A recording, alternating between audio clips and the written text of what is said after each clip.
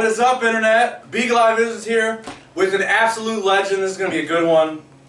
I've been watching this man for forever, going to all the shows, sneaking into all the, you know, well, I guess it's not a venue anymore, the Wander Inn, you know? Right. He was going there forever, sneaking in. It's a Mexican restaurant now. Yeah, that's wild. That blows my mind. Well, it kind of hurts my soul a little bit, but... Some people were doing shows there after it turned into Mexican restaurant. Really? Yeah. What? Like, no punk shows, but somebody was doing shows there. Here and there. Some mariachi there? No, they did like either metal shows or electronic shows, something. Wow, Yeah. that's different. But then, like, I don't know, nobody's ever really done a show there, so I don't know. We should ask him. Maybe I should go ask him. So we've always been starting off with how many bands have you been in? I kind of went through this today. I think it's 8 official, like, bands. Okay. Can you name some of them? There's like So I'll start from the top. Okay. Just work my way down.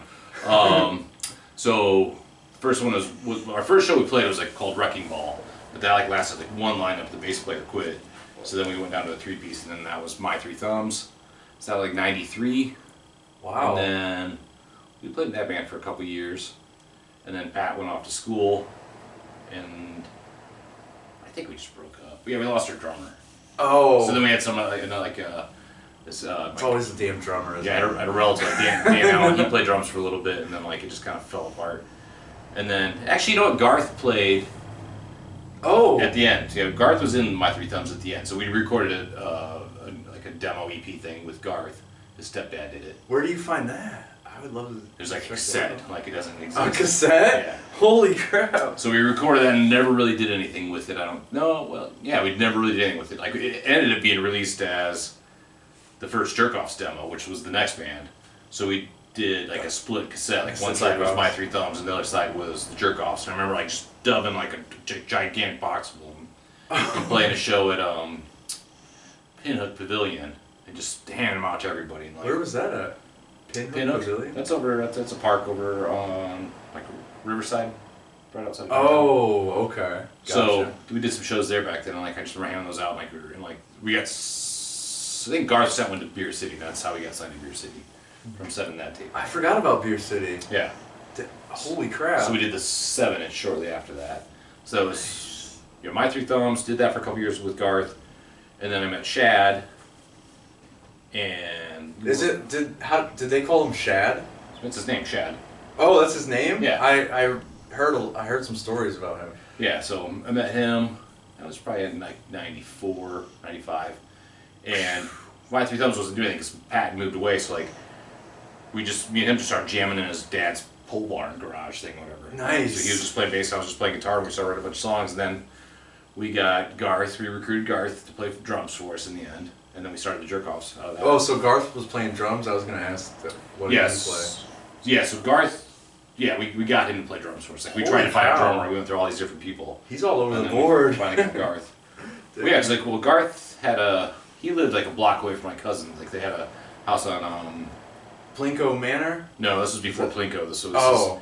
There was like the Crust Punk house, or whatever, like that everybody lived at, and Crash Annoyance all lived there. Oh, Crash Garth Annoyance! lived Holy crap! 1 block away, and that's how we kind of met him, just from like that all combining, and then like nice. So then we got him to play drums at My Three Thumbs when Pat was still here. Then once Pat went to school, that kind of just fizzled away because he was gone. Like. What do you mean? Wait, we moved to Ohio, so he wasn't here. Oh, okay. So, we've lost a lot of legends. No.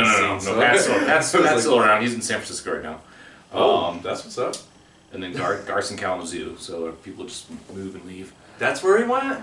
Yeah. I didn't know that. He's been in Kalamazoo for a couple years now, a number of years. Holy cow. So. Damn, actually, yeah, I remember I helped him move some of the stuff with the orphan donors, actually, out of Plinko, whatever it was by Kids Kingdom. Yeah, in Ironwood there? Yeah. Yeah, so the original one was on Francis Street. Oh, okay. Right off of Jefferson, and like, wow. Eddy Street. Dang. So, because he lived over on, it was like in California, and then they moved there, and he was there forever, so that was almost the entire time, like, when My Three Thumbs was finishing up. Holy crap. And then when the Jerk Off started, we used to practice in his basement there, and we recorded. What years? We recorded both those demos. What years were the Jerk Offs? That was like probably 95-ish through almost 2000, 1999. Yeah, I think I remember catching like one or two, and then would it go from there? So then, yeah, jerk offs broke up. Garth left. We got Larry Bone to play drums. We added Steve Cheek on guitar he was the Deadbeats. So we were a 4-piece. And we played a handful of shows like that, and then Steve quit, which was kind of our practice space at that point then. Oh. We got another practice space. We just couldn't pull it together, and it just didn't work out. Like Bone was kind of, I booked FYP, 30-Foot Fall, and Diesel Boy on a show at this warehouse right down the street actually down Chapin. No crap? Yeah, there's a warehouse back there. My buddies had this warehouse, and they had basically kind of a skate park in there, but they let me use it to do a show. It was huge. There was a ton of people there. That's awesome. And that was supposed to be the Jerk Off's last show, and then Bone couldn't do it, and then I tried to get another drummer last minute, and it didn't work. I think I remember that happening actually. So wow. But yeah, so that was supposed to be the last show, and then it was just done. And then I didn't play for about a year or two, and then I joined Dead Pope Society after that. I forgot about Dead Pope. Oh man. So that was I think Steve Cheek was in that band also for a bit, and then it was Bo, Steve Cheek, Phil, and Eric. Bo was he in Brain Dead? Yeah. Okay. Wow. So wow, man. I love it. I don't know if he was playing drums or if he was playing bass. No, Laddie was playing bass. I don't know what Bo was doing. Maybe he was singing at the time. Huh. Or something. I can't remember. Was he in the Toxics too? I don't think so. That was Craig, Mikey, Cody, and somebody else. I don't really remember. That's right. Whatever. So. Damn. So yeah, I joined that, and then I remember it basically solidified into a 4-piece lineup where it was just me, Phil on guitar, and then Laddie, and then Eric was playing drums. Okay. Whatever, and we did that. We did 2 albums with them. We went to Milwaukee and recorded. Then we did it. You went to Milwaukee to record? Yeah. That's random. Why all the way over there? There was a studio that was $150 a day. Oh. There was a bunch of that back then. So Jerk Off's recorded. Nice. That's a steal. You can get these block deals for $150 and just go in there knock it all out, and mix it, and you walk out with the finished product, whatever. So that guy, that was Walls Have Ears. Where are those places at now? They don't exist. I think Bill Stace was his name. He would do deals for Beer City, so that was kind of a Beer City hookup. Oh, okay. So my cousin's band, The Murderers, recorded there a couple times. The Murderers? That's what they're called? Okay. Yeah, so the Jerk Offs did a split picture disc with The Murderers at the end. Nice. And they recorded their shit there, and we were going to go to Attica, but we couldn't get in there, so we went to another guy, Plutone, and it just didn't turn out very well. And then we had to go back. We went to Attica, but we had the intern guy working on it instead of Chuck Cheetah. Okay. And then some of it sounds okay, some of it actually did get released, but some of it none of that really turned out super great. But we had a previous Attica session with some of the same songs. Okay. That we used for. You said Atticus? Attica. Attica. So it was a studio. It was and it basically was the 3rd floor of this, apartment condo building in Chicago. We had to carry all your shit up to the fucking top. Oh my god. But a lot of bands back then, in Chicago bands, tons of bands recorded there. It was $150. Damn. So you could go in there and get a full day for $150. So a full day? 8 hours or 8 to 10 hours, whatever. Holy crap! So it was super cheap. So that's sick. We did that in the Jerk Offs, and then Bill Stace had to deal with the Walls Have Ears, because I think it was through Beer City. So we went there as Dead Popes. I think he thought we were going to be on Beer City, but we never were gonna.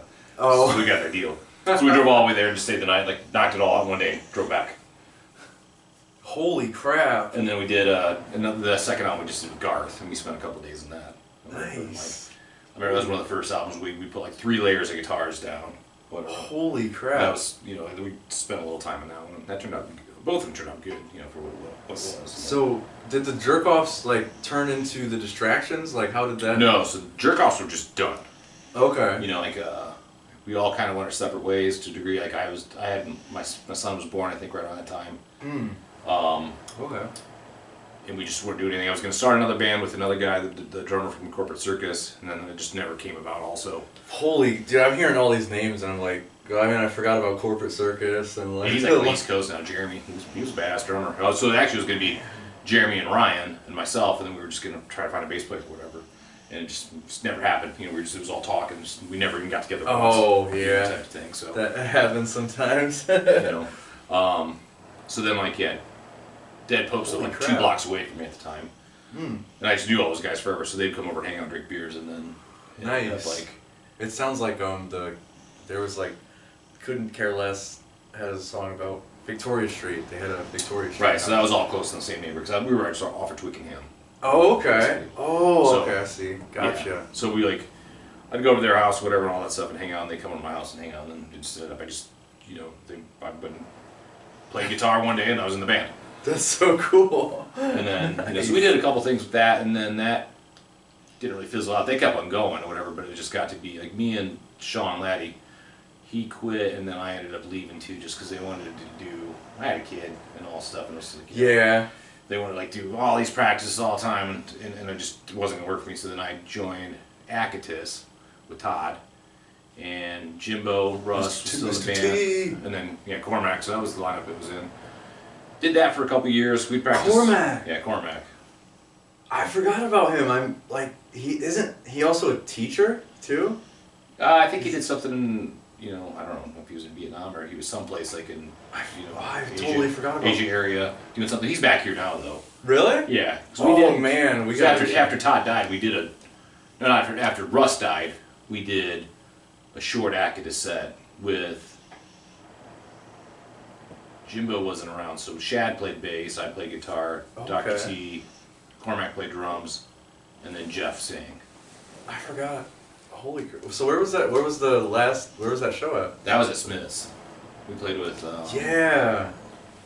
Was it FBS or FBF didn't play. I don't think it was just like it was a random show. It was a food drive show for Russ or whatever. He was a chef and stuff. I kind of remember that in December one year. So that's another venue that like literally went down in flames. So they kind of just messed up it. So sorry, which one?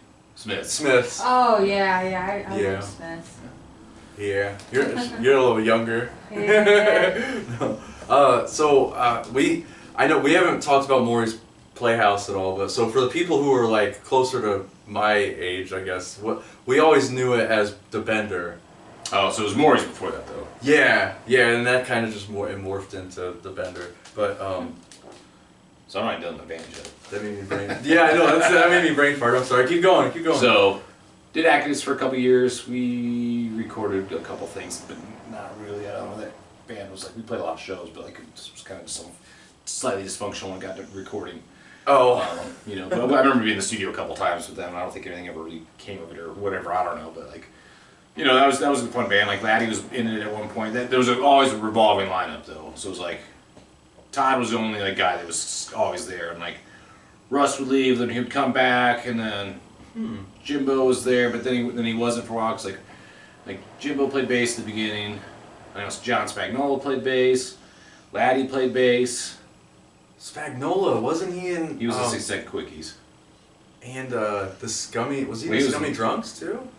He was in Urinal Mints. Oh, the Urinal Mints. Maybe that's where I recognize him from. And then let's see. Then Russ played bass towards the end, I think. Russ came back and sang. Jim was backing in at the end. It was all over the place. All the Bone was in the band. Cormac played drums. We had Bone. We had this other guy. What was his name? John. I can't remember. He lived in my house. Oh shoot! Whatever. Jeff Perry was the singer towards the end. So yeah, there was just always a constant lineup of the Akatis, which meant assholes, also known as the assholes. Okay. Was what it is, but no, it changed like X outs at the end. And I think at the very last iteration was Lonely Kings, whatever. But I think I was out of the band pretty much by the time it was that. Okay. Wow. So that was all going on, and then Clem left to move to Hawaii or something like that. So they posted a thing on the Plinko board about they were looking for a guitar player for Double Agent. Oh, oh man, that's So then I was like, oh, all right. So so many good bands. Sent them a message. I was like, yeah, I'll play guitar. I'll try it. I had audition or whatever. Like, so I You completely had to audition? Yeah, completely went there. You had to audition? Damn, like what? Went there, didn't learn one song. I was like, just show it to me, and like, I was like, what are the chords? Just like, tell me, is it C, B, A or whatever. And like they didn't know any of that stuff. They just like, it's the 5th fret on the A string, or the 5th fret on the top string, or whatever. Like that's A, And I play guitar. I still don't know it. I don't know any of the chords. So I learned all the songs, wrote them all down, whatever. Like did all that. And like they were finishing their first album at that point, so. We just joined that band. We did a lot, for a while. We played a ton of shows, and nice. We recorded a couple songs. We demoed a bunch of stuff at my house and recorded some stuff. But like it just we never finished it all. Oh. And it just got to the point where it was like work schedules got to be. Barry kind of left. I don't know. Maybe Barry. I let Barry go. I think. And he's in the Foleys. Yeah. Oh, okay. So he's not the tattoo guy. Well, that was probably. I get them mixed up. So Dave was the guitar player. I played guitar, and then Stu, who was in Distractions with him, whatever. And then then it was Barry playing drums, and then we got Mikey to do this one set where it was like where Clem came back. So it was like me, Clem, Stu, and Mikey played as a Ramon set for a Joey Ramone benefit thing, nice. Which was also the first time that Koffin Kats ever played in town.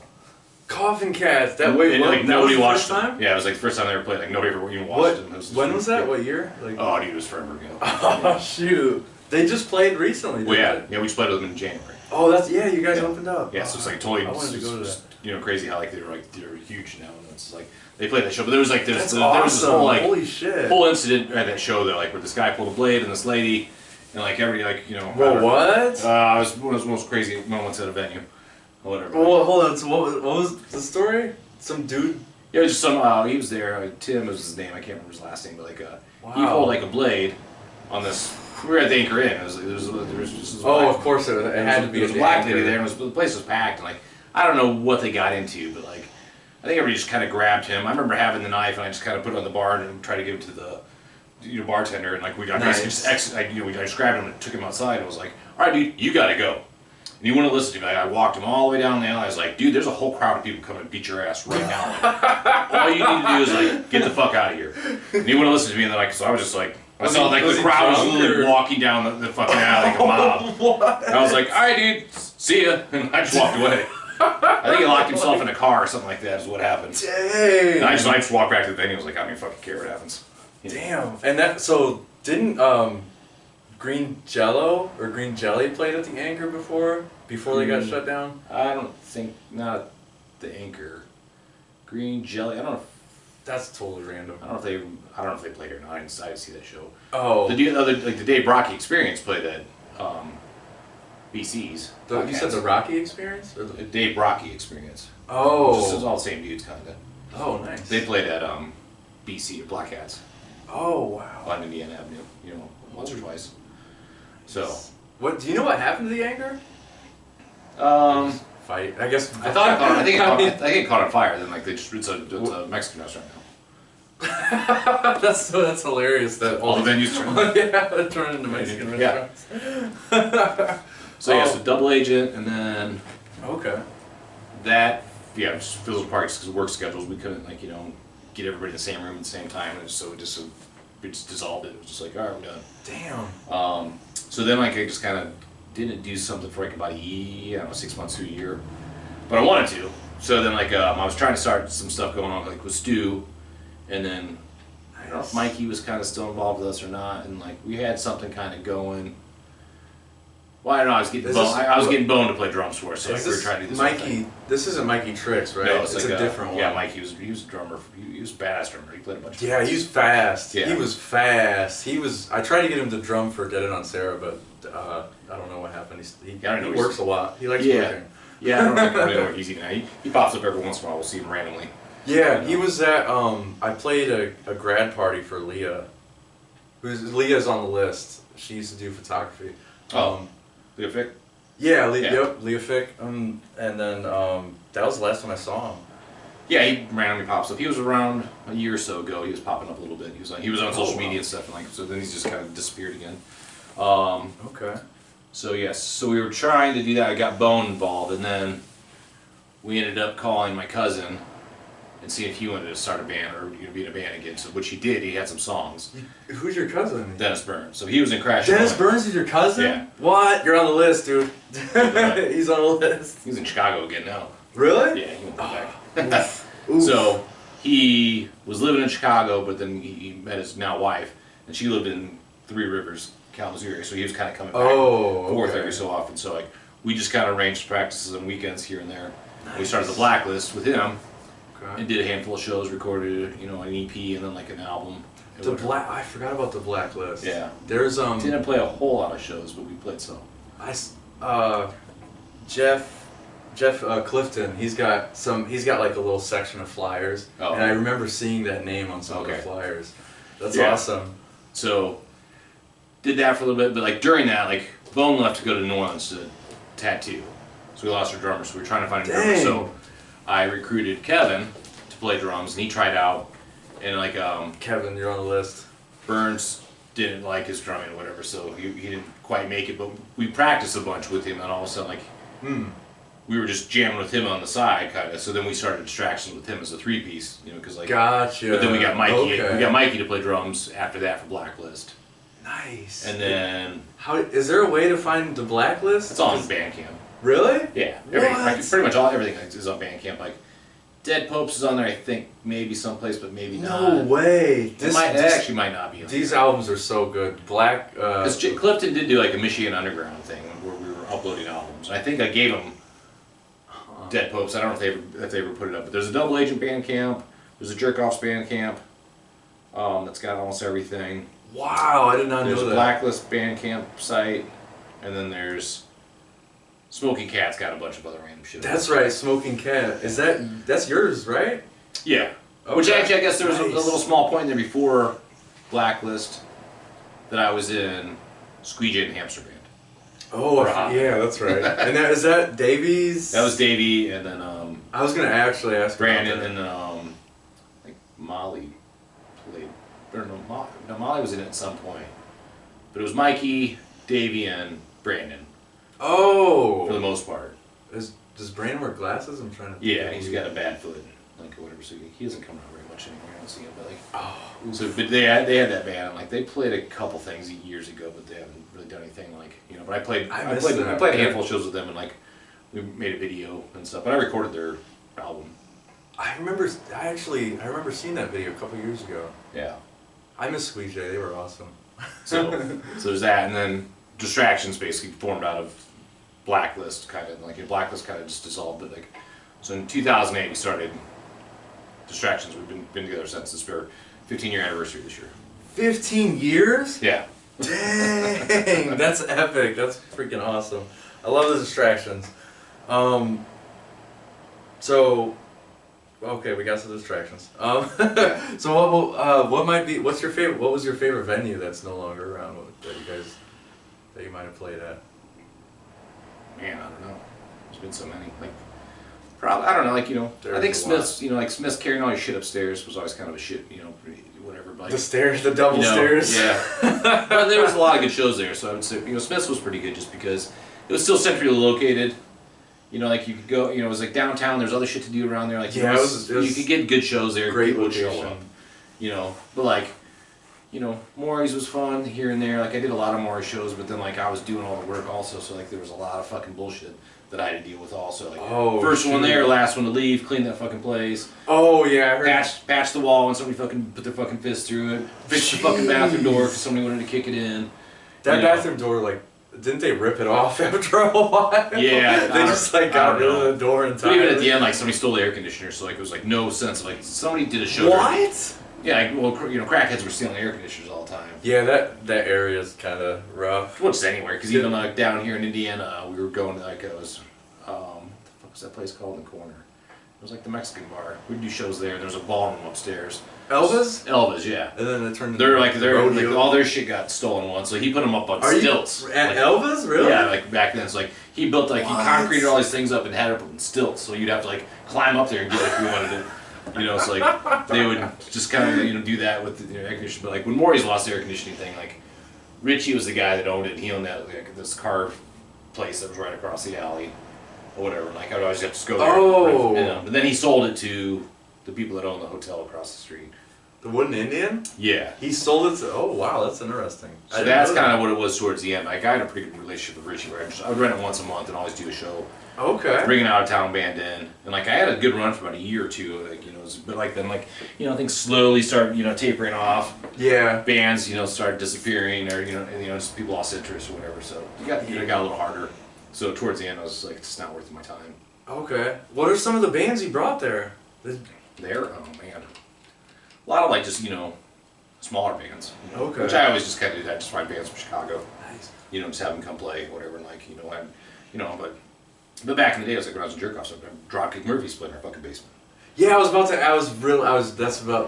Press Logic would come, Custom to Nothing. Well, we had a bunch of bands. Darkbuster, we booked them, we were the first people. Like Shad got fucking Darkbuster? Yeah. Jeez. They played at Central Park. I used to book shows at Central Park. At Central Park? Yeah, I did like 3 or 4 shows there. What? Dude, that's and then I had a band from literally epic. I had a band from Maine. And it was like I remember being at work and I got a phone call right before I was leaving, and they're like it was the Mishawaka Parks, and they're like, nope. What, are you serious? Yeah, they won't let me do shows anymore, so I had to cancel that show last minute. So I had to go down and make show's not happening. Oh my god. But Darkbuster played there right before we left for the Jerk Offs tour. Freaking I remember dropping my guitar and smashing my headstock, and it was fucking SG that I had. And I was like, God damn it. When was that? Right before we left for our first Jerk Offs tour. Oh shit. So like we were in Boston, like we stayed at Lenny's house, where he was living with his mom all the time. So we were staying in his basement for a day, and he's like, you just take a guitar from me. Like, that doesn't matter. I was like, I had already bought another cheaper SG. Right. I was like, no, Lenny, I'm not going to take away your guitars or whatever. But he was super hospitable. I respect that. That's awesome. Wow, that's some good history there. So Mishawaka is just like they're like. Yeah, they caught on like what I was doing. Oh. Whatever. So you just had to go get this permit. So I just get this permit, just pay $15 or whatever it was. Gotcha. And I could have alcohol, and I could use like their main band shelter thing that they had back then before they remodeled it. Oh, okay. So you just go in there, like they basically had restrooms and a concrete slab with a roof over it, and they had electric. So we would just like turn over the trash barrels, put PA speakers on them, and do a show and like just fucking beg for donations because you really couldn't charge to get in. Oh yeah. To pay bands, whatever. So like I had a handful of like bands that would come through, and we just did shows there. Dang, that's epic. Just, like, so I know the Queers played right around the corner before. At Rum Village? No, I've heard stories, but the Queers didn't play there. Really? I did a bunch of Rum Village shows too. Same. No crap. Whoa, yeah. Dude, Press Logic played. We had a Press epic. Logic play there, and Press Logic. a couple other things. Like we had a handful of shows there, and those always turned out. Those always turned out pretty cool. Nice. What about Sloppy? Did you ever get Sloppy over here? Never booked Sloppy Seconds. Nope. Oh man. Maybe that was Bill. Played with him. Yeah, Bill did. Cause like, I was booking shows like from the beginning, kind of like when I was in My Three Thumbs. Like, I actually booked a show before I even played a show.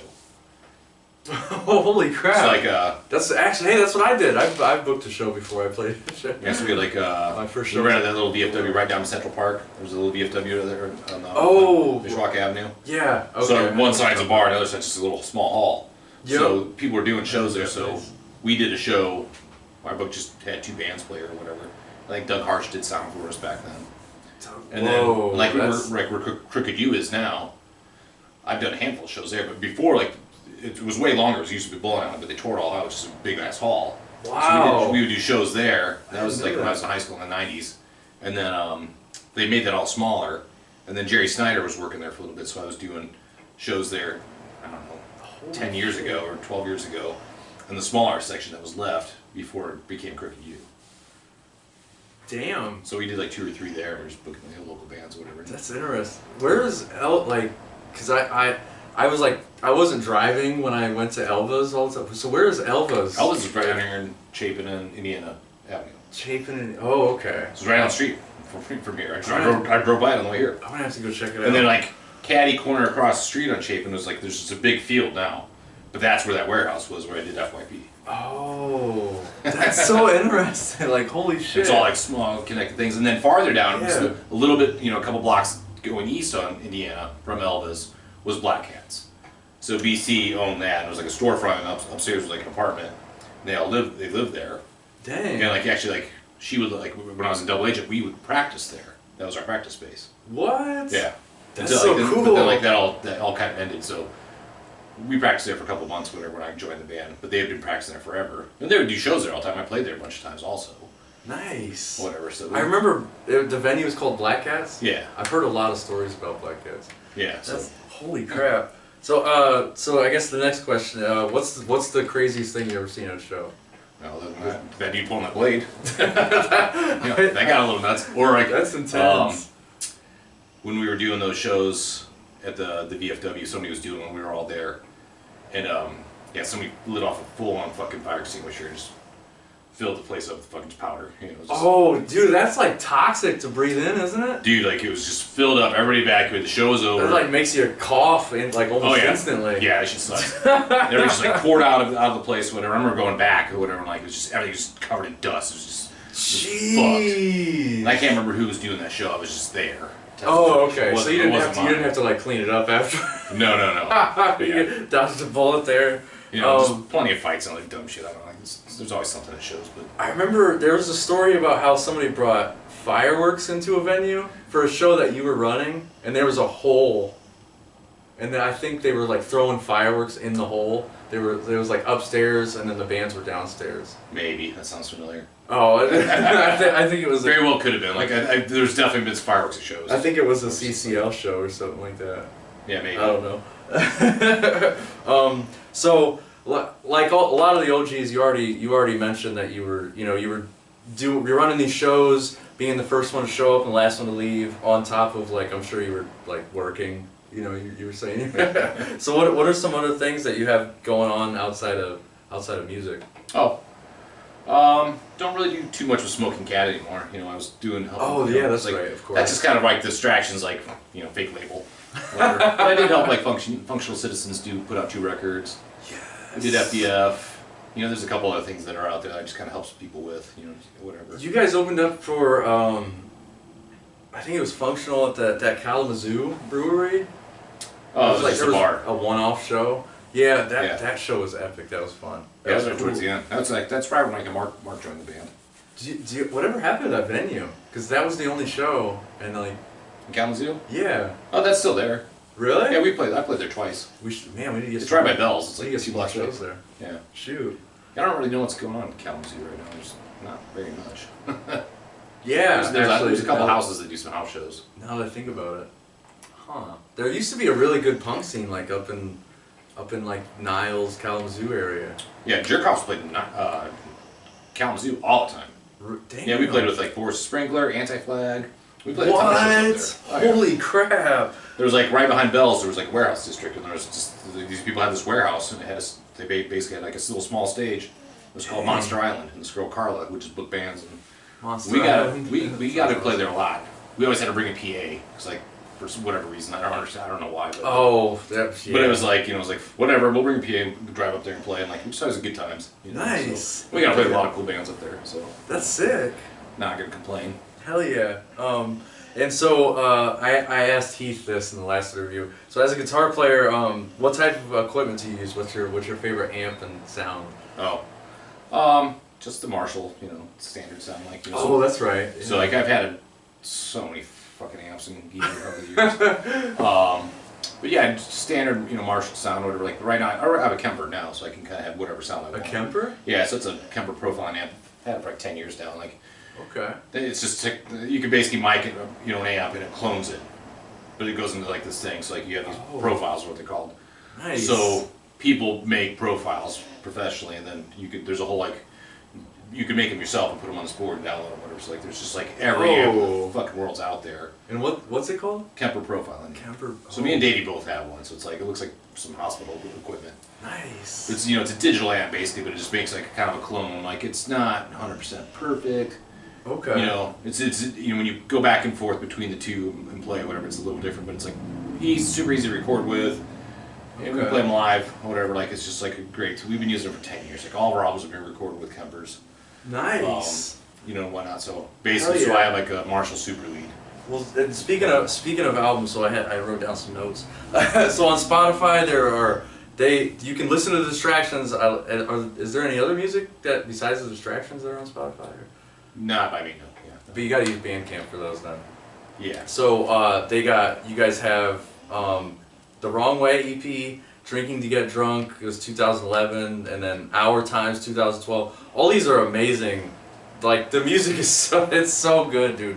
Like I was listening to actually Sometimes I Drink. Oh, okay. And we were living in Marion, hanging out with these hip hop crowd. They're super awesome, legends in Marion. I never like heard too much of that album, and I was listening to it before he came over. It's like, it's so good again. Like it's so good. Yeah, man. So that was Stu's last album.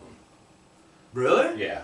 Oh. So like, yeah, right when we released that, it was basically right when Stu was leaving the band or whatever. So like, wow. And then Josh left right before that because we had like Dave broke his wrist or whatever. That's Demeester, right? Yeah. So Demeester played guitar with us for a couple years. So he played on Union, and then right when we got ready to start recording, I remember that. That one he had left, so it was just me. So Davey went back to guitar on that one. But Okay. And how did the Distraction start? So who like? Was there a front man? Like, so no, so Kevin was the front man. Like Kevin sang. Okay. So I remember like Kevin played drums and sang. It was just me and Stu, just kind of background vocals, and then we had talked to Davey a handful of times about just coming and play guitar with us, whatever, as another guitar player. Okay. And then like didn't show up a couple times, and then we'd see him again. We're like, hey dude, what's up? And then like he finally started playing, and then we recorded some songs with him. Nice. Not as Distractions, but I think Mikey was over. We did some stuff. We just called him Davey, whatever. He had a handful of songs that were probably like a Road Trip, and there was a couple other songs. Like Davey wrote Road Trip? Yeah, it was around that time when all that stuff kind of popped up. That's when Davey was singing. So then like we kind of came back and we're like, well, we're gonna go this different direction. We want Davey to sing now. Like Kevin, you can just do background vocals or whatever. Like it all worked out. Like Kevin still sings stuff now. Like Kevin sings about 1 or 2 albums or songs per album. But then we play all his old songs that he did sing. Kevin gets to sing again. So, but Kevin was also singing in his other band at the time. So, well, you have your other outlets you can sing. His rockabilly band he had. Oh, Hellville. Hellville Strangers. Yeah. I fucking miss those guys. Those shows were fun. So that's how we made that kind of transition, because Kevin just sang for the first EP, demo EP. Nice. And I was then curious about that. we did a whole album with him right after that. Actually, we scrapped it all and just never did it. Like, never You scrapped a whole album? do that shit all the time. Damn. Holy So every once in a while we'll go back and find that it's all recorded. We'll listen to it like, let's redo this song a certain way or whatever. So like some stuff will pop back up, but yeah. Okay. Nice. So yeah, we had a full album we recorded with Kevin, like as a when we were still a 3-piece. Then we just like never finished it or scrapped it. Dang, that's interesting. I know this is totally random, but I know like Stu Fastback's van is on the Couldn't Care Less album. It's like a picture. That's not his van. Really? No, that was somebody else had that black van. Oh, I thought it was his. No, I think it was. We had a blue van. He had a with black the van. with the like the it's got a red stripe. I think it's like the 18 Maybe that is. looking van. Well, I think that is his old van. He had a black van. Okay. It was like flat black, and then somebody took red duct tape and made it. Yeah, that's what it was. It was the parking lot of Morreys. Yep. Yeah. Oh, that was in the parking lot of Morreys? Yeah, I show one day. I didn't know that. Holy cow.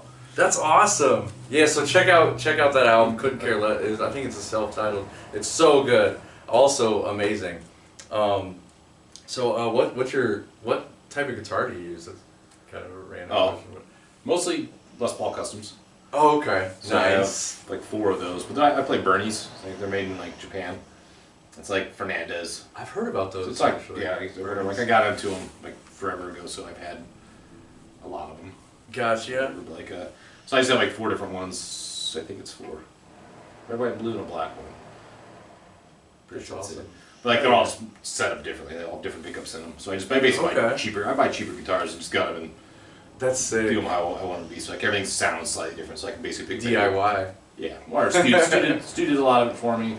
Davey knows how to do all that shit. I kind of know how to do some of that stuff, whatever. But usually I just give it to one of those guys. Okay. And isn't Stu like doing movies or something? I guess that's more of a question. He was like, yeah, filming. He's like the film guy, right? The camera guy. That's right. Nice. So he's done cool. a couple things with Dave, who was a double agent. Okay. So those two, yeah, they were kind of always wanted to do that. Even like when I first joined double agent, they were always talking about that type of stuff. Wow. And then Dave really started taking off and doing a bunch of stuff like with his kids years ago, and like would make all these little things. And he basically does something like almost every year, like where even like a guy that used to work for me, Phil, he's involved in it now, like all this stuff. It's kind of cool. Like he does some really cool stuff. I think that's Piranha. Heck yeah. Piranha Drama on YouTube. Piranha Drama. That's right. I think I just like subscribed recently. Okay. So He's got some nice stuff on there. So I guess do you have any shout outs or shout outs or anything you want? Or just like not really like thanks to everybody just kind of like done everything over the years. Like I think it's been I've been doing it for since mid '90s, early '90s, or whatever. So it's just 30 years of just seeing people kind of come and go and whatnot. But like just everybody's it's just been great to like meet a ton of people. Yeah, that's always the best like, part. Music is so good about that. Finding like somebody like I'm probably one of the last few people left from like back then. Man, yeah. Think about it, like because like other people just kind of moved on and they're not doing stuff or whatever. Or they'll leave. There's there's this the stigmata of South Bend being like a black hole. That reminds me of the Copyright song. The Copyrights have a song called Black Hole. Kids of the Black Hole or something like that. Yeah. Yeah, and that I feel like that describes South Bend pretty. Yeah, I think just the South Bend overall just had its ups and downs like everybody else has. Like 90s when like Hoi Polloi was here. Like I don't know what that even is, but that was like you said Hoi Polloi? Yeah, so it was like no, I've heard of that. It's a church in the 100 Center, and like we had tons of great shows there. It was like is that the 100 Center? Yeah, I was like it was Pier 1 Imports used to be above it, but then like they moved and they're whatever. Like, okay. It was in this basement on the far east side of like 100 Center, wow. and it was like a church technically, but they did shows and like MXPX played there. Like they would have like like Christian kind of bands come and play. Yeah, to some degree. That's crazy. But then like they would just let us do shows and they would do showcases and stuff. And like Mike was the guy that ran it all. And like they paid well. They let us kind of just do whatever. It got a little weird at the end, but like I think actually the very last Jerk Off show was played there. Shit. With Johnny Sacco. That's the band. That name always cracks me up. We played with like 88 Fingers Louie there way back in the day because like John Carroll's from South Bend.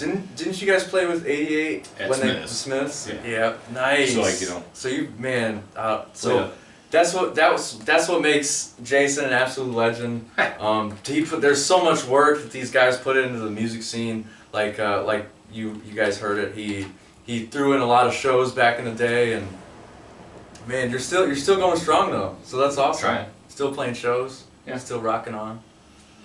Fuck yeah. It's just fun. Like we don't take it too seriously.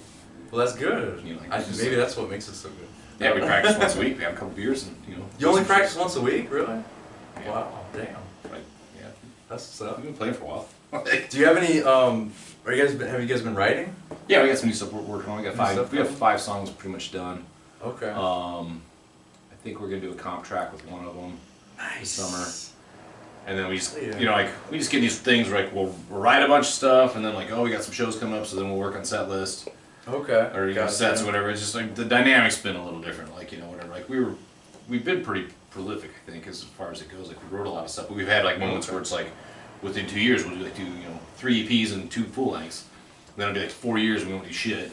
Damn. So right now I'm trying to get more on because like when we did our last album, the self-titled album.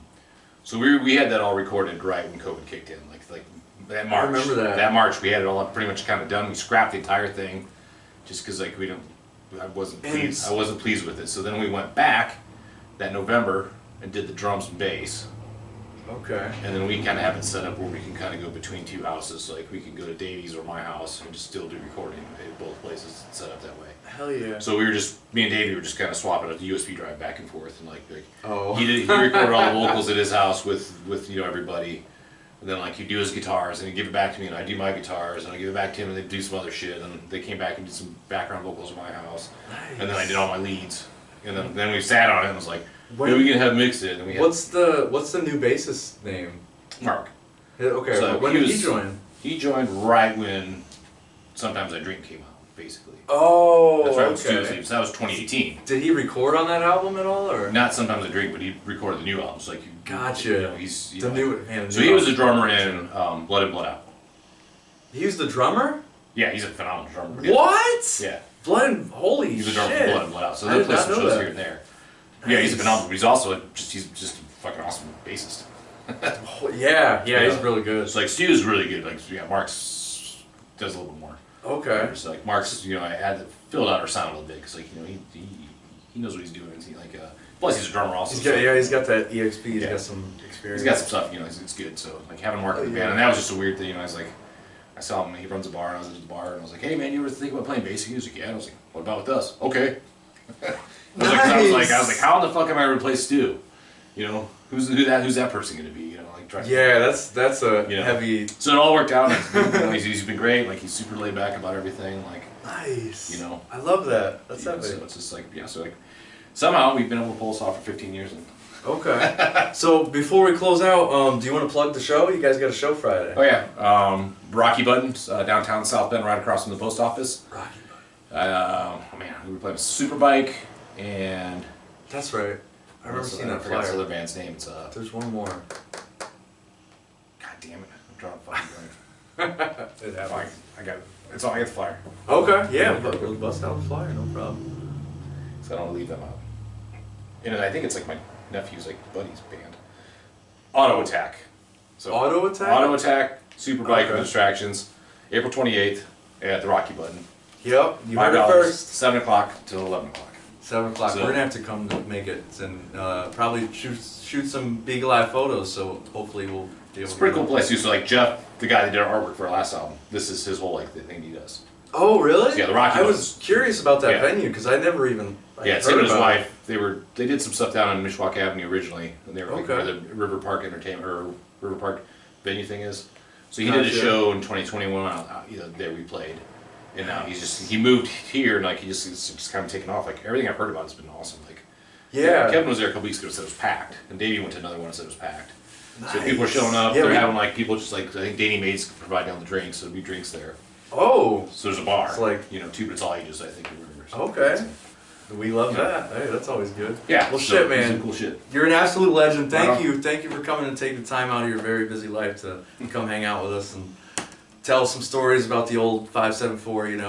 So. Right on.